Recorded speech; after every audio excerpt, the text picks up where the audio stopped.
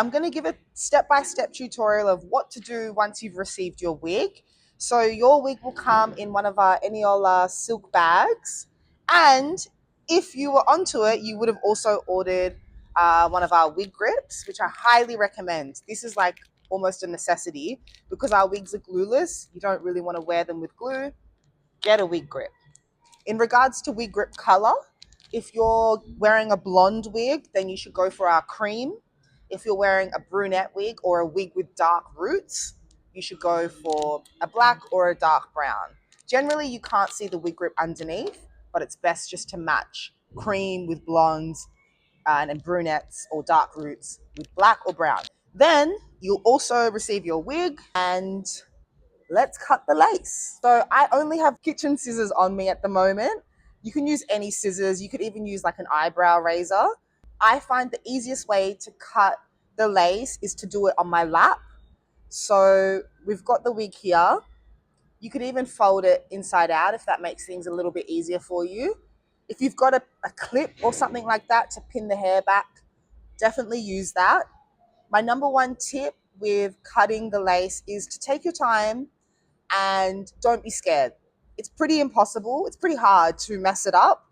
And it's always best to cut a little bit and a little bit at a time rather than cutting deep into the lace. So if you actually look, you can see where the hair starts.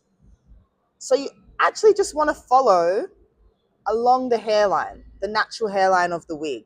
That's where we're cutting along. The only exception would be is if you plan to glue this wig down a lot, then you want to leave a little bit more lace than normal because you need some space to glue it down. But if you're not planning on gluing your wig very often, like me, I don't like to glue the wigs and I don't recommend gluing them down every day, then you should cut the lace along the hairline. Maybe you could leave a little bit of space. So let's start at the ears, which is down here. And I'm just going to grab the lace and I'm just literally starting to cut. And you can see, it's kind of hard to show on camera, but you can see where the hair begins and you're just cutting around that. So I've just cut a little bit of lace off. So I'm just cutting along the hairline. And I'll show you up close in a moment. And you don't need to be cutting in a perfectly straight line because actually having jagged edges makes the lace melt in a little bit more into your skin compared to like a perfectly straight line.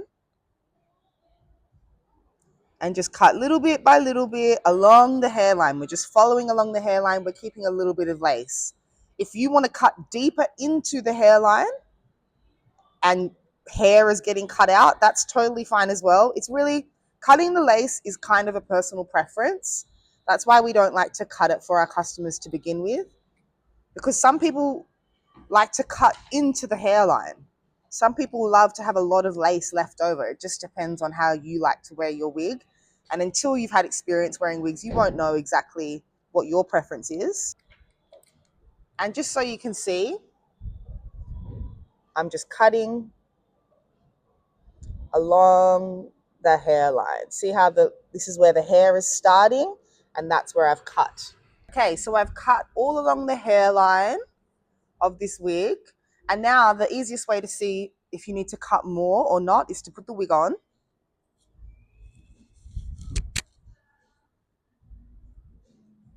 Now this one has bangs, so it's not as important with cutting the lace.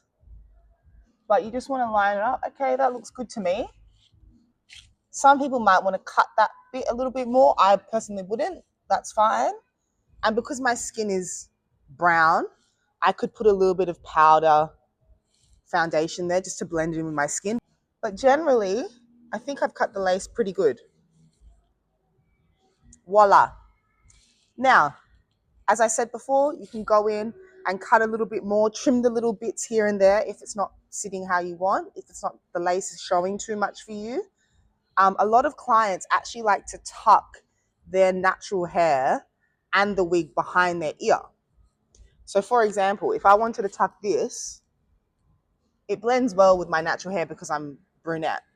if you had a blonde wig on and you found that there was a little bit too much lace here, sometimes I would recommend cutting into that lace so you can blend it. See, if it goes like that and you plan on tucking your hair behind the ear a lot, maybe there's too much lace here, and you could literally cut into this part here.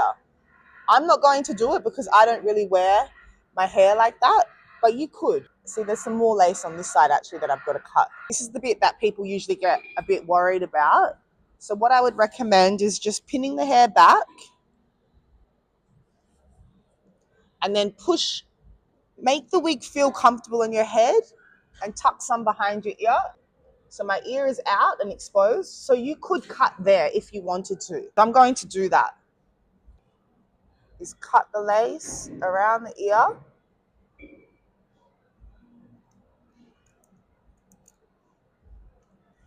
And see, I've cut hair. So don't actually be afraid to cut some hair off. It's totally fine. So now I feel like that sits better around my ear. Now you could go right in and cut this bit of lace as well.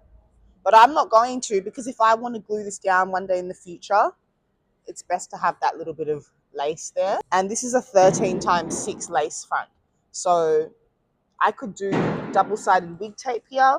I could glue it down, or I could just leave it. Like, you could still wear it like this, especially if you've got bangs and you're wearing it down. It's only if I wanted to tie my hair back that I would feel like I'd need to tape it down or glue it down.